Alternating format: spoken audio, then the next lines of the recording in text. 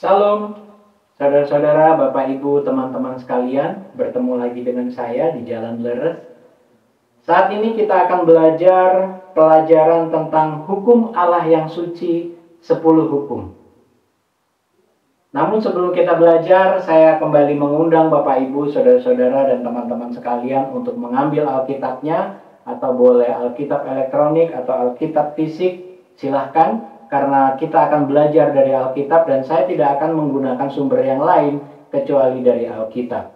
Jika Bapak, Ibu, saudara-saudara, dan teman-teman sekalian sudah mengambil Alkitab, mari kita mulai belajar. Namun sebelum itu, mari kita berdoa. Bapa di sorga, terima kasih untuk berkat-Mu. Pada saat ini kami mau belajar firman Tuhan tentang 10 firman.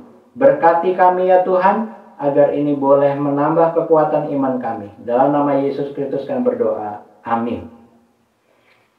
Bapak Ibu, banyak yang berpikir bahwa di zaman saat ini hukum Allah itu sudah tidak terlalu begitu relevan. Banyak orang berpikir hukum Allah atau 10 firman itu hanya untuk orang Israel di zaman dulu. Banyak orang berpikir demikian. Namun mari kita pelajari apakah demikian adanya Bapak Ibu. Yang pertama kita mau lihat apa sih sifat hukum Allah itu. Dalam Roma 7 ayat 12 di sana dikatakan, jadi hukum Taurat adalah kudus dan perintah itu juga kudus, benar dan baik. Jadi sifat hukum Allah adalah kudus, benar dan baik. Kemudian di dalam Mazmur 19 ayat 8, sifat hukum Allah itu apa? Taurat Tuhan itu sempurna, menyegarkan jiwa. Peraturan Tuhan itu teguh, memberikan hikmat kepada orang yang tak berpengalaman. Jadi hukum Allah itu sempurna, teguh. Ya, tadi kudus, baik, benar, sekarang sempurna dan teguh. Itu sifat hukum Allah. Kemudian apakah maksud hukum itu untuk kehidupan saya? Maksudnya Tuhan memberikan hukum itu untuk kehidupan saudara dan saya itu apa?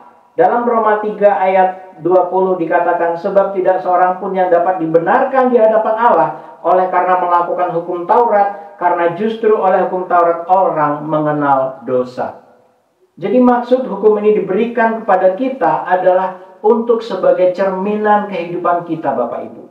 Hukum Taurat memang tidak menyelamatkan kita dari kesalahan dan dosa-dosa kita, tetapi hukum Taurat menunjukkan apa saja kesalahan dan dosa-dosa kita. Dia seperti cermin. Jadi ketika kita bercermin, ngaca, kita akan tahu rambut saya acak-acakan atau tidak, muka saya masih ada jerawat atau tidak, dan lain sebagainya. Nah, hukum Taurat bersifat seperti cermin.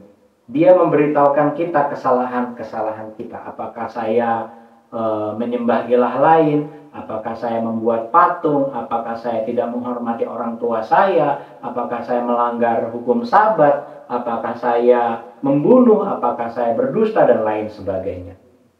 Bapak Ibu sekalian, hukum mana yang menyatakan dosa kalau seperti itu?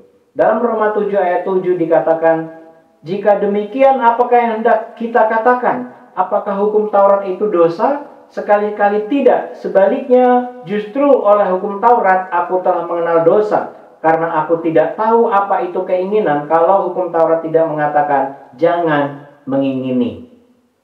Bapak Ibu sekalian, hukum Taurat mana yang menyatakan dosa? Semua hukum Taurat menyatakan dosa Bapak Ibu. Ketika dulu sebelum ada hukum Taurat mungkin ya menyembah ilah lain tidak terlalu jadi masalah. Tetapi ketika hukum Taurat dinyatakan menyembah ilah lain sudah menjadi dosa. Paulus juga tadi mengatakan dalam Roma 7 ayat 7, dia tidak tahu kalau mengingini itu berdosa sebelum ada hukum Taurat. Tetapi ketika ada hukum Taurat, Paulus dan teman-teman yang lain tahu bahwa mengingini itu berdosa. Kemudian Keluaran 20 ayat 17 dikatakan, jangan mengingini rumah sesamamu, jangan mengingini istrinya atau hambanya laki-laki atau hambanya perempuan atau lembunya atau keledainya atau apapun yang dipunyai sesamamu. Kita tidak akan mengingini Bapak Ibu.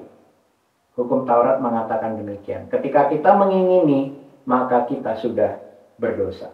Lalu apa tanggung jawab saya dalam menghadapi penghukuman kalau begitu? Dalam Pengkhotbah 12 ayat 13 sampai 14 dikatakan, akhir kata dari segala yang didengar ialah takutlah akan Allah dan berpeganglah pada perintah-perintahnya, karena ini adalah kewajiban setiap orang.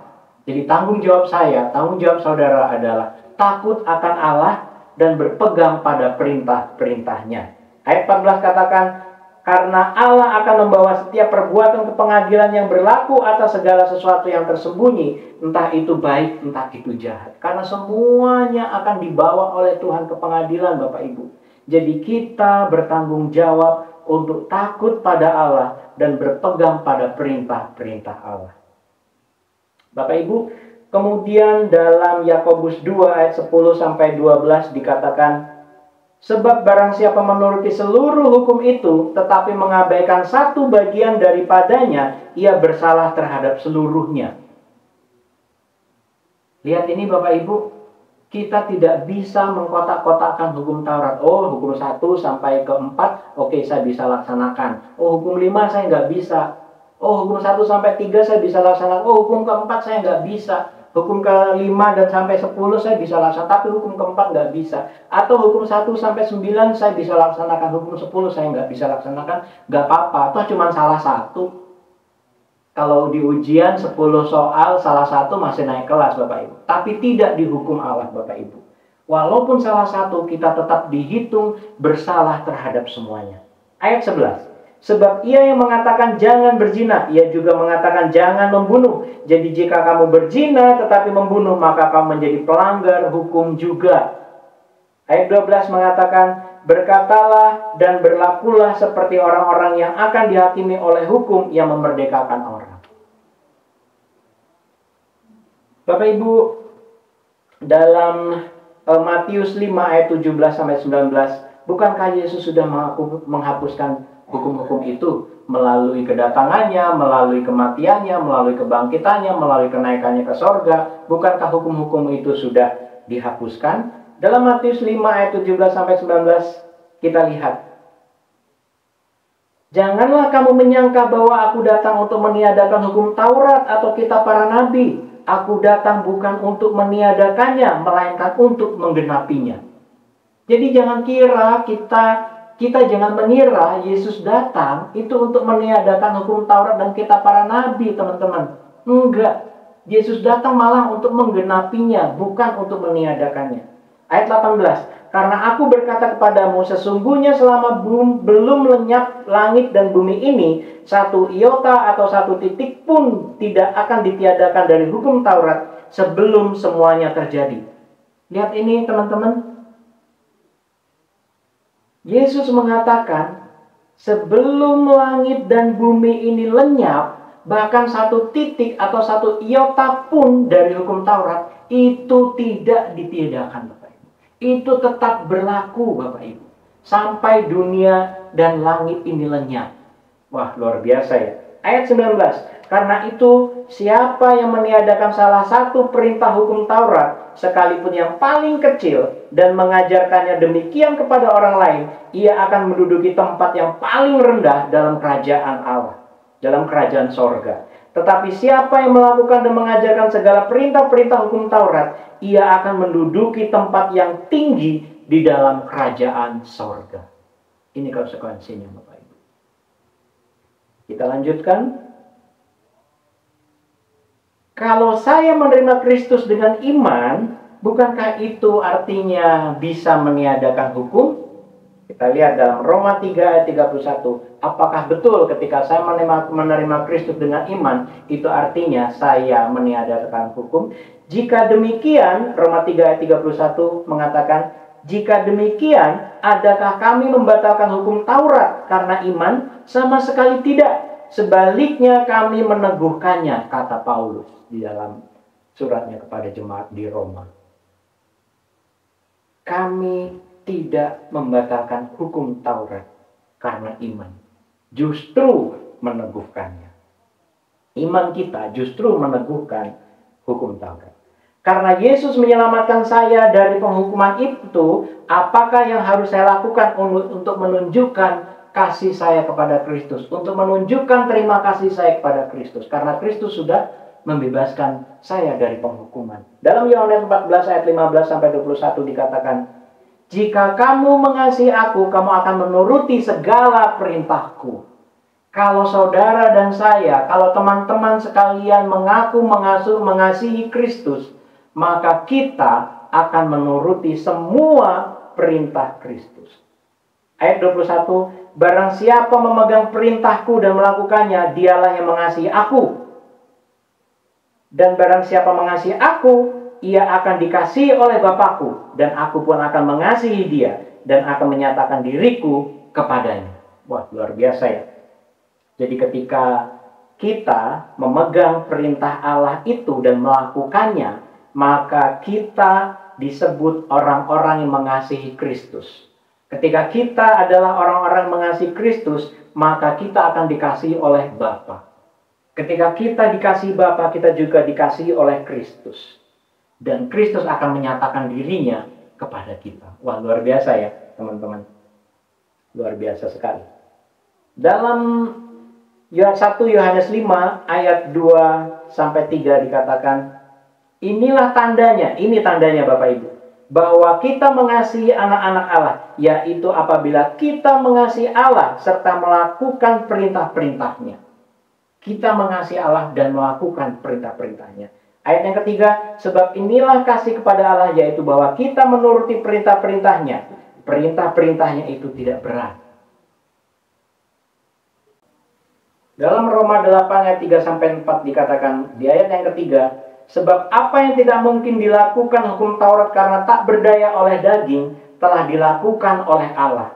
Dengan jalan mengutus anaknya sendiri dalam daging, yang serupa dengan daging yang dikuasai dosa karena dosa. Ia telah menjatuhkan hukuman atas dosa di dalam daging. Ayat yang keempat, supaya tuntutan hukum Taurat digenapi di dalam kita, yang tidak hidup menurut daging, tetapi menurut roh. Hukum Taurat memang tidak menyelamatkan. Yang menyelamatkan adalah Kristus. Maka Kristus datang untuk menyelamatkan kita, agar kita disempurnakan dan boleh melanjutkan melakukan hukum Taurat. Bapak Ibu sekalian, dalam Yohanes 14 ayat 17 dikatakan, yaitu roh kebenaran. Dunia tidak dapat menerima dia, sebab dunia tidak melihat dia dan tidak mengenal dia. Tetapi kamu mengenal dia, sebab ia menyertai kamu dan akan tinggal di dalam kamu. Ketika Kristus datang, ketika Kristus pergi, Kristus meninggalkan roh kebenaran kepada kita. Kenapa? Agar kita dapat disertai Tuhan dan roh itu tinggal diam di dalam kita. Bapak Ibu sekalian, dalam Filipi 2 ayat 12-13 juga dikatakan, hai saudara-saudaraku yang kekasih, kamu senantiasa taat, karena itu tetaplah kerjakan keselamatanmu dengan takut dan gentar. Bukan saja seperti waktu aku masih hadir, tetapi terlebih pula sekarang waktu aku tidak hadir. Karena Allah lah yang mengerjakan di dalam kamu, baik kemauan maupun pekerjaan yang menurut kerelaannya. Tekun Bapak Ibu, senantiasa taat dalam setiap kehidupan kita, dalam setiap penurutan kita terhadap hukum. Bila ditaruhnya hukum Allah di dalam hati manusia, bagaimanakah penurutan? Karena Alkitab juga mengatakan Allah akan meletakkan hukumnya dalam hati dan pikiran manusia. Kalau dulu Allah meletakkan hukumnya dalam loh batu dan diletakkan dalam tabut perjanjian, maka sekarang Allah meletakkan hukumnya dalam hati dan pikiran kita. Tapi apakah kalau itu Allah lakukan, bagaimana penurutan? Itu seperti dipaksakan kan? Kita lihat dalam Mazmur 40 ayat 9. Aku suka melakukan kehendakmu ya Allahku, Tauratmu ada dalam dadaku, kata Daud. Daud orang yang suka melakukan kehendak Allah. Bahkan dia mengklaim bahwa Taurat Tuhan itu ada dalam dadanya, di dalam hatinya. Dalam Matius 7 ayat 21, walaupun keselamatan dikaruniakan karena iman akan Kristus, siapa saja akhirnya yang selamat. Dalam Matius 7 ayat 21 dikatakan, Bukan setiap orang yang berseru kepadaku, Tuhan, Tuhan, akan masuk ke dalam kerajaan sorga, melainkan dia melakukan kehendak Bapakku yang di sorga. Jadi bukan semua orang yang berteriak, Tuhan, Tuhan, Tuhan, bukan. Tetapi mereka yang melakukan kehendak Tuhan yang di sorga, dialah yang akan selamat. Ibrani 5 ayat 19.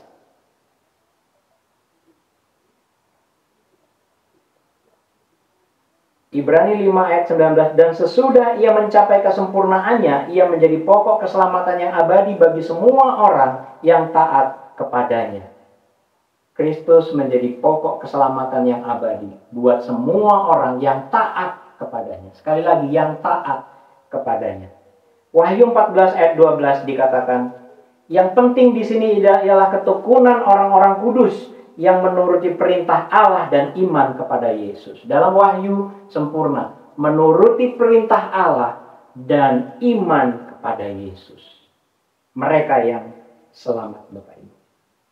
Dalam Wahyu 22 ayat 14 juga dikatakan, berbahagialah mereka yang membasuh jubahnya. Mereka akan memperoleh hak atas pohon-pohon kehidupan dan masuk melalui pintu-pintu gerbang ke dalam kota itu. Membasuh jubah. Membasuh jubah. Jubah ini artinya apa, Bapak Ibu? Jubah ini artinya kelakuan kita, perilaku kita, pikiran kita, cara hidup kita. Itu artinya jubah atau pakaian kita yang kita kenakan, Bapak Ibu. Ketika kita membasuh jubah kita, artinya kita membersihkan diri dengan mengikuti perintah-perintah Allah. Merekalah yang akan mendapat hak atas pohon-pohon kehidupan dan masuk ke dalam kerajaan sorga melalui pintu-pintu gerbang kota itu. Dalam Yohanes 15 ayat 10-11, janji apa yang diadakan Yesus dengan orang-orang yang memelihara hukum-hukumnya. Kita lihat, Yesus menjanjikan apa buat kita yang memelihara hukumnya.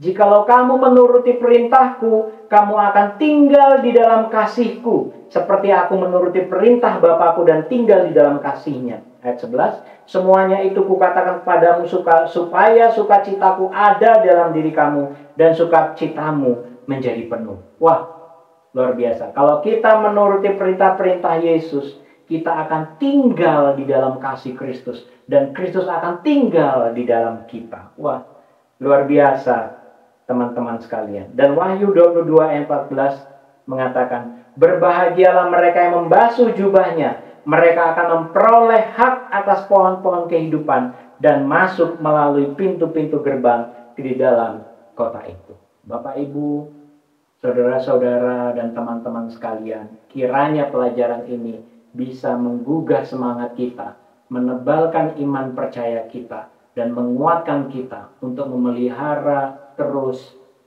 hukum-hukum Allah dalam kehidupan kita dengan tetap beriman dan memegang Kristus Yesus. Kiranya Tuhan memberkati.